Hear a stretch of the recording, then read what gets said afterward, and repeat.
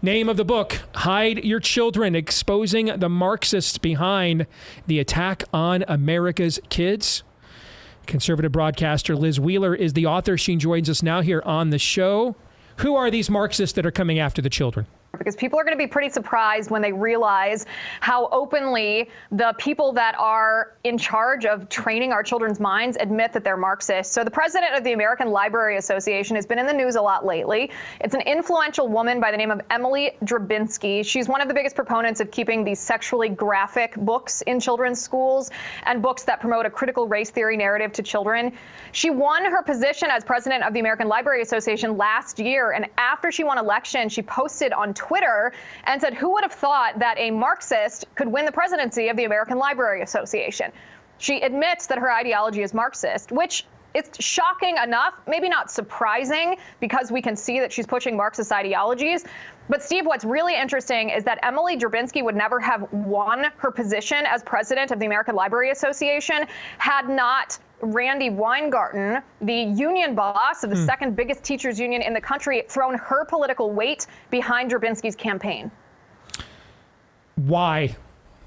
Why do they want to deconstruct and program the children this way with this level of filth? Why? Two reasons. One, because if you have a communist politician who walks out into any city in the country and tries to sell American citizens on a communist ideology, they might convince a few Bernie bros, a few AOC constituents to vote for them. But by and large, the American public will reject communism and Marxism when it is presented as communism and Marxism. So the Marxists, who right now in modern America want to get rid of capitalism, want to get rid of the free market economy, want to get rid of our system of government, they understand that in order to change the ideological fabric of our nation, you can't do that through just votes. You have to do that by capturing the minds of children, forming the minds of children into Marxist minds before children have a chance to be fully formed in their moral compass, to be able to discern right from wrong. That's the first reason. I mean, I trace the origins of this thing that we're facing, this wokeness, this umbrella of Marxism back to a Brazilian Marxist by the name of Paulo Freire. He contended, and this relates to the education system, that teachers shouldn't be teaching students, facts and knowledge, because he was a Marxist. He didn't believe in objective truth. He said instead teachers should be teaching children a worldview. They should be teaching children how to view the world. And he called this worldview critical consciousness. We need to awaken the critical consciousness of children, he said.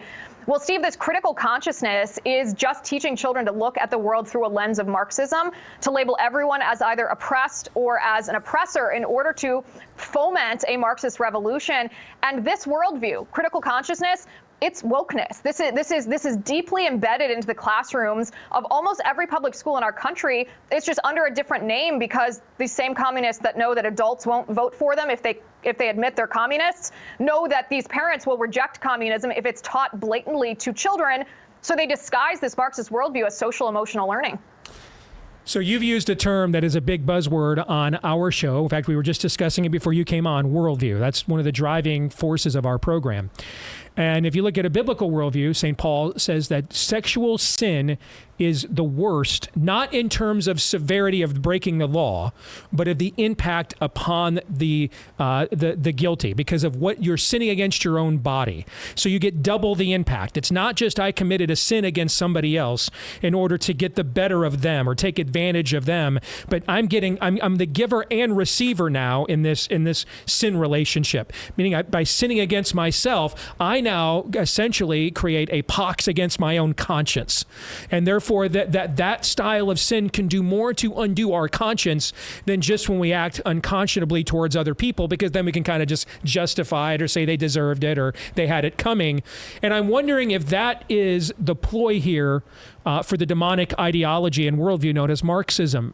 Because if you look at a lot of Marxist countries, China as an example, hedonism and those sorts of things are not permitted on any level whatsoever.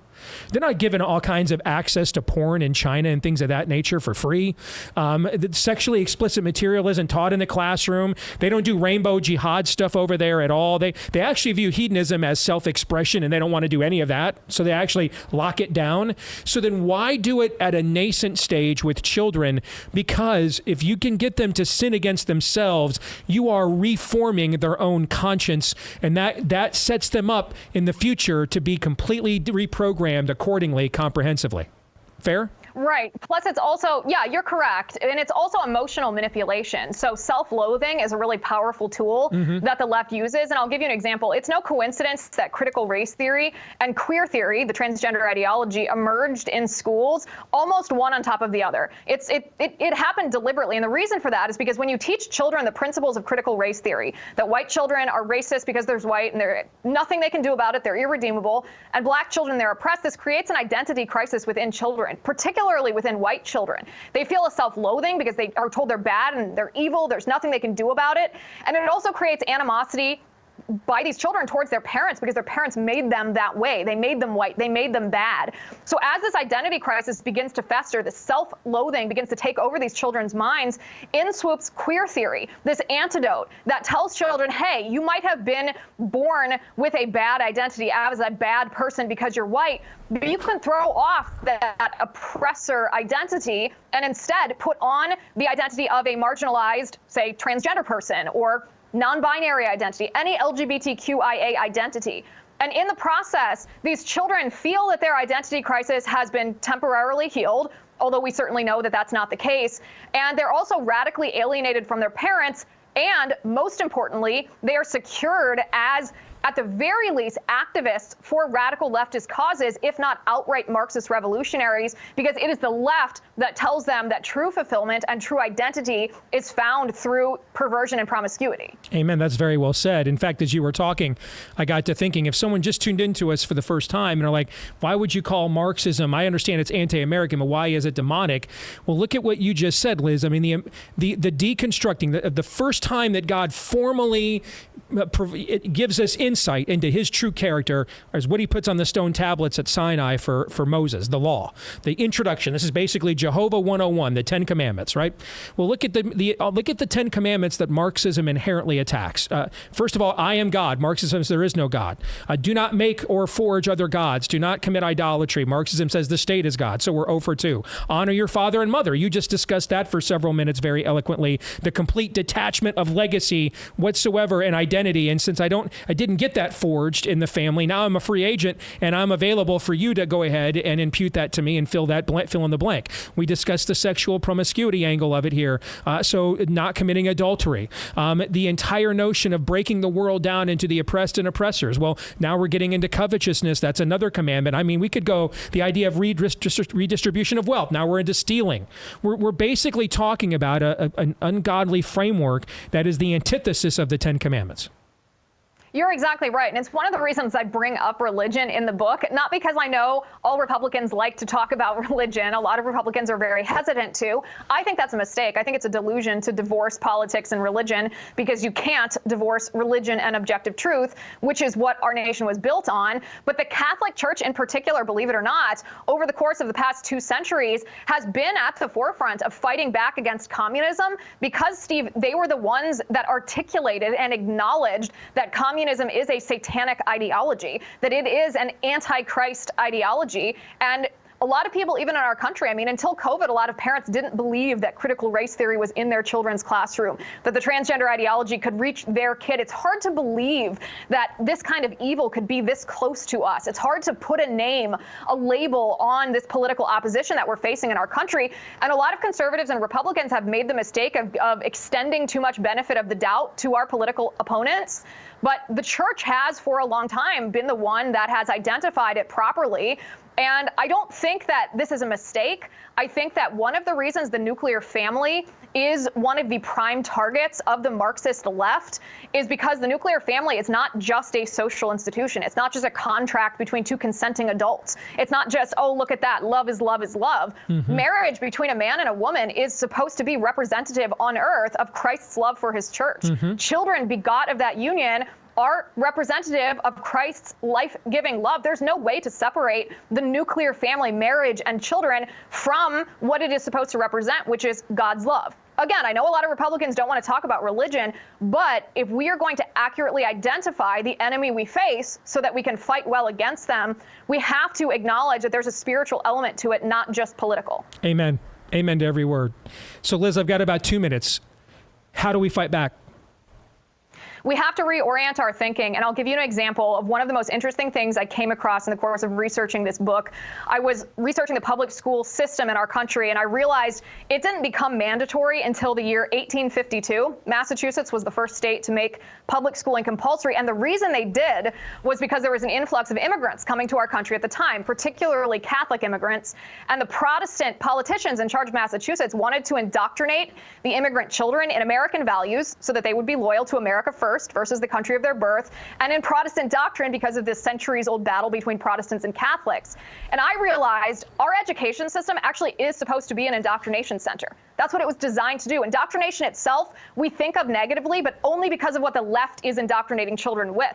It's actually a morally neutral concept, and there's no such thing as neutrality in these institutions. If we do not put our principles, which are American values and Judeo-Christian principles, at the forefront and teach them to children with the public school system, then the Democrats are going to swoop in and indoctrinate kids with their ideology. So Republicans, I challenge Republicans in my book to rethink about how we view these institutions and to understand that it's okay for morals to prevail, not only in private, but in the public square. And that does not separate, or that does not violate the separation of church and state. It's what these institutions were designed to do.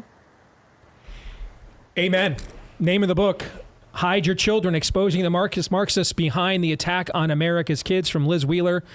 Liz, that was a powerful 15 minutes. You're welcome back here anytime. It was good to have you, and good luck with the book. Thank you. It's true. The dark gospel is pervasive throughout our public school system. And what is the dark gospel? I mean, it's kind of mentioned in Nefarious, but what is the dark gospel? It is wokeness. The real gospel says that you were born in the image of God, loved by God. But sin entered this world, and you can receive salvation through the sacrifice of another, God's one perfect, true sacrifice in his Son. The dark gospel is you were born wrong, whether it's because of the color of the skin or the genitals that you possess. And you can only receive absolution through mutilating yourself or subverting or sacrificing your own humanity or your own agency as a human being in favor of XYZ. That's just wrong. Marxism historically has been, historically in the West, before what we're seeing now with wokeness, has been the haves versus the have-nots, seizing the means of production. Now, wokeness is just Marxism warmed over to fit an American audience, because we rejected that in favor of capitalism. It's now pitting those who with white skin, or the color of your skin, or those who are born with the wrong genitals against X, Y, and Z. Yeah. It's pervasive. It's insidious. It is absolutely the definition of demonic. Yeah, they went from Das Kapital to Descent of Man. Yes. They realized that they had to speak. Marxism realized it had to speak, Todd, to the transcendent. And it had to embrace the fact that it really was an alternative religious view and worldview system, not just an alternative economic philosophy. And therefore, like Descent of Man, it comprehensively applies beyond, that's Darwin applying his beliefs now beyond scientific discovery into a holistic moral framework. And that's what's happened with Marxism now. That's a lot of people, when she talks about how self-loathing is part and parcel of this, and some people react without applying a religious sensibility to it. Well, how could that be? Why would you be self-loathing? But if you have a religious sensibility and understand how much the devil seeks to copy, just like the White Witch and Aslan, he desperately envies what God has. Steve, what you laid out, the two most important truths you talked about. Number 2, we're sinners. That means we're busted and we're broken, but it doesn't mean we're supposed to hate ourselves. It doesn't mean we're self-loathing, but they need a pale copy of that. They need you to be self-loathing. That's not an accident. That's their version of the sinner. Now we need to talk about who their God is. And the other thing, the sacred cause, you read a history of the American education system and its development. From Noah Webster to John Dewey, and what the schools were intended to be and what they ultimately became and why. She just it was the tip of the iceberg she got to go after right there. But you will learn so much about the history of this nation just by learning about the history of education and what it was intended for, who it applied to, and what it is now. And the cultural Marxists have studied this. This is why they are so acutely aware of why homeschooling is dangerous to them. That's why they are so acutely opposed to it, because they will, I can't remember who it was some Democrat politician or maybe activist who came out recently and called for a total ban on homeschooling because why? Because the parents get to indoctrinate their children. They've studied this history. They know what's happening. Mm-hmm. They know what it's made for. And that's why they targeted the universities and the public education systems first in their Gramsci's long march through the institutions. Yes. Yep.